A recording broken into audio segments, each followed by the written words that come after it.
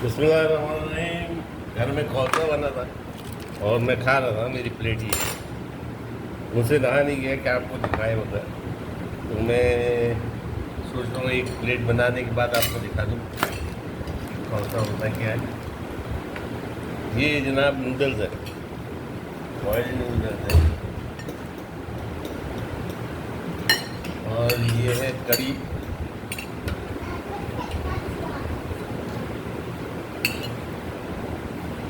इस कड़ी का स्पेशल कड़ी होती है।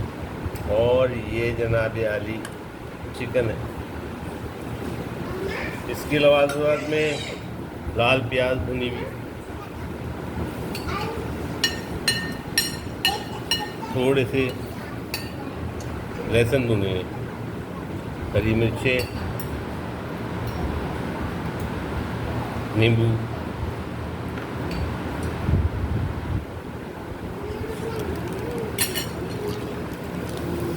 और अगर दिल करे तो चिप्स थोड़े से।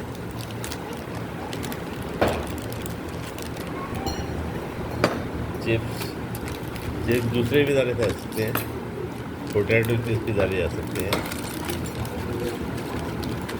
पोटैटो चिप्स, लाल मिर्च, चाट मसाला, लाल मिर्च,